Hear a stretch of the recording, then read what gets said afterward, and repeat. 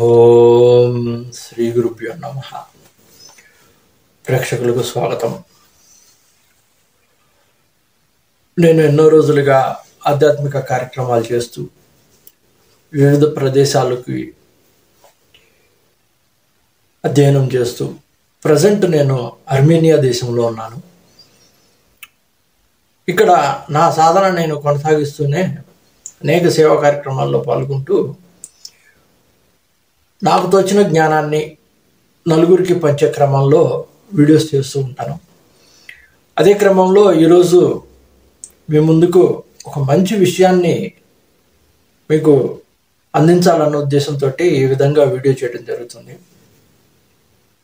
అయితే నేను మొదటి నుంచి కూడా చెప్పేది ఏంటంటే అద్వైతం, ఏకమేవ అద్వితీయం, ఉన్నది ఒకటే అనే కాన్సెప్ట్ తోటి నేను ముందుకు వెళ్ళడం జరుగుతుంది. సో ఏకమేవ అద్వితీయంలో భాగంగానే నేను అనేక విషయాలు నేను మీకు అందించడం జరిగింది. ఇప్పటి వరకు కూడా దాదాపుగా నేను ఇప్పుడు 700 వీడియోస్ దాకా చేయడం జరిగింది ఫస్ట్ నుండి కూడా. అయితే అందులో కొన్ని తప్పులు దొరికిన మాట వాస్తవం. అందుకు నేను మిమ్మల్ని అందరినీ కూడా క్షమించమని కోరుతున్నాను. తొందరలో తెలిసి తెలియక మొదట్లో కొన్ని తప్పులు చేయడం జరిగింది. అవన్నీ కూడా సరిదిద్దుకుంటూ నేను ముందుకు సాగుతున్నాను. అయితే ఈ సందర్భంగా ఈరోజు మీకు నేను చెప్పదలుచుకున్నది ఏంటంటే, ఫస్ట్ నుండి కూడా మనకి ఏమని క్వశ్చన్ వస్తుందంటే, ఇప్పుడు ఆధ్యాత్మిక రంగంలో ఏ మతం వారికైనా ఏ దేశం వారికైనా ప్రపంచం మొత్తంలో కూడా ప్రతి మనిషికి వచ్చే సందేహం, దేవుడు ఉన్నాడా అనేది మెయిన్ క్వశ్చన్. ఇప్పుడు ప్రతి ఒక్కరూ మాట్లాడుకునేది ఏంటంటే, మనం ఏదైనా చెప్పడం మొదలు పెట్టామంటే ఫస్ట్ వచ్చే క్వశ్చన్ ఏంటంటే దేవుడు ఉన్నాడా అనే క్వశ్చన్ వస్తుందండి. ఇప్పుడు దేవుడు ఉన్నాడా అనే క్వశ్చన్ వచ్చినప్పుడు, ఇప్పుడు చూడండి, ఏదైనా ఒక క్వశ్చన్ వచ్చింది, ఏమండి మీ ఇంట్లో పాలు ఉన్నాయా అని ఎవరన్నా అడిగారు అనుకోండి, అని ఒక వ్యక్తి అడుగుతున్నాడు అనుకుందాం. ఇప్పుడు ఏమండి మీ ఇంట్లో స్క్రూ డ్రైవర్ ఉందా, మీ ఇంట్లో ఏదన్నా వస్తువు అడుగుతారు కదా. ఇప్పుడు పక్కన ఉన్న వాళ్ళు ఏమండి మీ ఇంట్లో ఒక గిన్నె ఉంటే ఇవ్వండి, లేకపోతే ఒక గరిటె ఉంటే ఇవ్వండి, స్పూన్ ఉంటే ఇవ్వండి అని ఏదన్నా పక్కింటి వాళ్ళు మనల్ని జనరల్గా అడుగుతూ ఉంటారు అనమాట. అడుగుతున్నప్పుడు ఏదైనా ఒక వ్యక్తి మన దగ్గరికి వచ్చి ఏమండి మీ ఇంట్లో స్క్రూ డ్రైవర్ ఉందా అని అడిగాడు అనుకోండి. స్క్రూ డ్రైవర్ ఉందా అని అడిగాడు అంటే అసలు ఆ వస్తువు గురించి అతనికి ముందుగానే అటువంటిది ఒకటి ఉంది అని అతని మనసులోనో, అతను ఎక్కడైనా వింటేనో చదివితేనో అతనికి తెలుసుంటేనే అడుగుతాడు మిమ్మల్ని. సో దేవుడు ఉన్నాడా అన్న ప్రశ్న వచ్చింది అని అంటే, దేవుడు ఉన్నాడా అన్న ప్రశ్న వచ్చింది అని అంటే అటువంటి పదార్థం ఏదో ఒకటి ఖచ్చితంగా ఉండి ఉండాలి కదా. మరి ఉండి ఉండకపోతే మరి ఏమండి అతనికి అంటే ఉందా లేదా, ఇప్పుడు మీ ఇంట్లో స్క్రూ డ్రైవర్ ఉందా లేదా అని ఎవరైనా వచ్చి అడిగారంటే దాని గురించిన జ్ఞానం అతనికి ముందుగా ఉంటేనే కదా మిమ్మల్ని అడిగేది. సో పోనీ లేదు, ఎవరో మాట్లాడుకుంటున్నారు, ఏమండి దేవుడి గురించి మాట్లాడుకుంటున్నారు కాబట్టి దేవుడు ఉన్నాడా లేదా అని అడిగాడని అతను అనొచ్చు. అది కూడా వాస్తవం. ఇప్పుడు వేరే వాళ్ళు ఎవరో మాట్లాడుకుంటూ ఉండొచ్చు దేవుడు ఉన్నాడా లేడా అనేది, లేకపోతే దేవుడు ఉన్నాడని చెప్పి ఒక వ్యక్తి అతనికి చెప్పు ఉండొచ్చు. సో ఒక వ్యక్తి ఆల్రెడీ దేవుడు అన్న పదం గురించి విన్నాడు కాబట్టే దేవుడు ఉన్నాడా లేడా అనే ప్రశ్న అతనికి తలెత్తడం అనేది జరుగుతుందన్నమాట.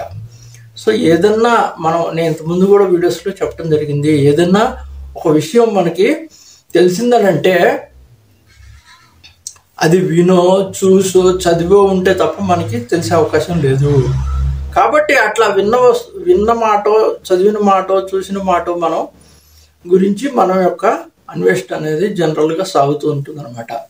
అయితే ఈ సందర్భంలో ఇంకొక విషయం కూడా చెప్పేది ఏంటంటే, భగవద్గీత. ఇప్పుడు భగవద్గీత మనకి ప్రామాణికమైనటువంటి గ్రంథము. అయితే ఈ ప్రామాణికమైనటువంటి భగవద్గీత అంత సులువు కాదండి. అంటే జనరల్గా ఏదో చెప్తారు, కర్మణ్యేవాధికారస్తే మా ఫలేషు కదాచన మా కర్మ ఫలహేతుర్భుర్ మాతే సంవత్సర కర్మణి అనేవి పరిత్రాణాయ సాధున వినాశాయ చ దుష్కృతం ధర్మ సంస్థాపనార్థాయ సంభవామి యుగే యుగే అని మనకి ఎన్నో శ్లోకాలు మనకి చెప్తూ ఉంటారు.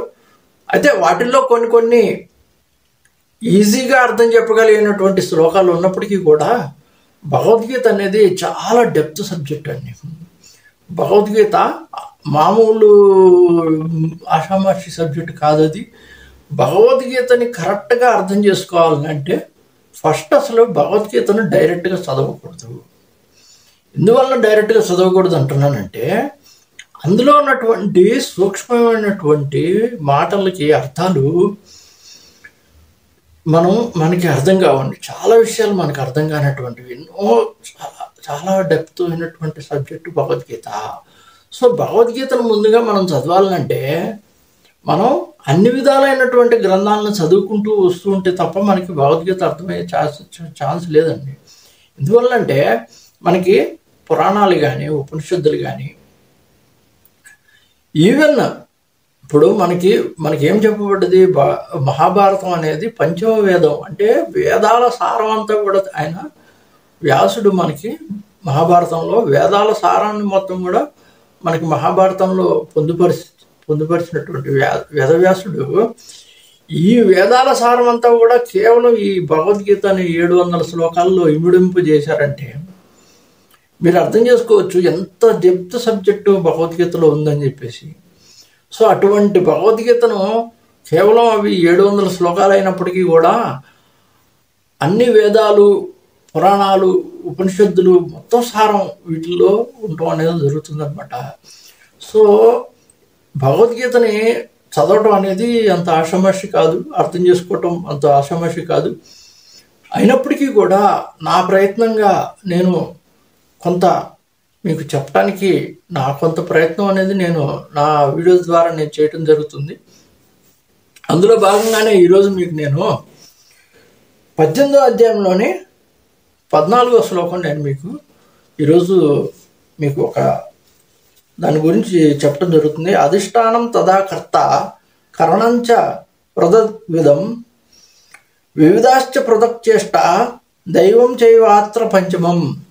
సో ఇందులో ఇప్పుడు మనకి నేను ఈ శ్లోకాన్ని నేను మీకు ఇప్పుడు ఎందుకు చెప్పదలుచుకున్నానంటే ఇప్పుడు దైవము, దేవుడు అన్న టాపిక్ నేను ఇప్పుడు ఇంతకుముందు కూడా చెప్తున్నాను కాబట్టి దానికి లింక్ అయినటువంటిది శ్లోకం ఇదనమాట. అంటే దేవుడు ఉన్నాడా లేడా అన్నదానికి దేవుడు గురించి రిఫరెన్స్ ఇచ్చినటువంటి శ్లోకం ఇది 14వ శ్లోకం. సో ఇందులో ఏమంటారంటే కర్మల సిద్ధి యందు చూసారా, అంటే మనం చేసే పనులు సిద్ధి కలగాలంటే, మనం చేసే పని సక్సెస్ అవ్వాలంటే 5 దానికి హేతువులు అవుతాయంటండి. చూసారా, అంటే 5 విషయాలు మనకి ఎఫెక్ట్ చేస్తూ ఉంటాయి మన యొక్క చేసే పని సక్సెస్ని. సో మనం చేసే పని యొక్క సక్సెస్ని 5 విషయాలు డిసైడ్ చేస్తాయి. ఆ 5 విషయాలు ఏంటి? కర్త, కరణములు, చేష్టలు, దైవము, అధిష్టానము. ఈ 5 విషయాలు అధిష్టానము, కర్త, కరణము, చేష్టలు, దైవము. చూసారా, ఇక్కడ దైవం అన్న వర్డ్ ఈ శ్లోకంలో మనకి ఇక్కడ వచ్చిందనమాట. దైవం అన్న వర్డ్ భగవద్గీతలోని 18వ అధ్యాయం 14వ శ్లోకంలో దైవం అన్న వర్డ్ వచ్చింది. సో ఈ దైవాన్నే మన వాళ్ళు రిఫర్ చేస్తున్నటువంటి దైవము. సో ఈ దైవాన్నే మనం కొలవాలి. ఎందువల్ల? కార్యసిద్ధి. ప్రతి మనిషి కోరుకునేది ఏంటి? తను చేసే పని సక్సెస్ అవ్వాలనే కదా మనిషి కోరుకుంటుంది. తను చేసే పని సక్సెస్ అవ్వాలనే కదండి. ఏ పనైనా, ఏ మనిషి అయినా ఏ చేసినా కానీ, ఒక పూజ చేసినా, ఒక వ్రతం చేసినా, ఒక తపస్సు చేసినా, ఒక యజ్ఞం చేసినా, మనం చేసే పని సక్సెస్ అవ్వాలనే కదా చేస్తుంది. సో సక్సెస్ అవ్వటానికి ఏమేమి ఎఫెక్ట్ చేస్తున్నాయి అంటే 5 things are effecting our work. So మన కర్మలను 5 మన కర్మ సిద్ధులను, అంటే మన వర్క్ని సక్సెస్ అవ్వటానికి 5 మనకి ఎఫెక్ట్ చేస్తున్నాయి. ఆ 5 ఏంటంటే అధిష్టానము, కర్త, కరణము, నానావిధ చేష్టలు దైవము. సో ఈ 5 కూడా మనకి మన యొక్క సక్సెస్ని డిసైడ్ చేస్తున్నాయి. చూసారా ఎంత క్లియర్గా ఉందో, భగవద్గీతలో క్లియర్గా ఉంది. సో భగవద్గీతలో క్లియర్గా ఉంది దైవం గురించి. కాబట్టి అయితే ఇప్పుడు మీరు ఈ ఐదు గురించి ఎక్స్ప్లెయిన్ చేయండి అంటే, ఈ 5 గురించి ఎక్స్ప్లెయిన్ చేయడం అంత ఈజీ కాదండి. నేను అదే చెప్తున్నా. భగవద్గీత ఎంత డెప్త్ సబ్జెక్ట్ అంటే, ఈ ఒక్కొక్క మాటకి అర్థం, ఒక్కొక్క వర్డ్, ఒక చిన్న వర్డ్కి అర్థం ఎన్ని రోజులు చెప్పుకున్నా తరగనటువంటి సబ్జెక్ట్ అనమాట. సో కేవలం మొత్తం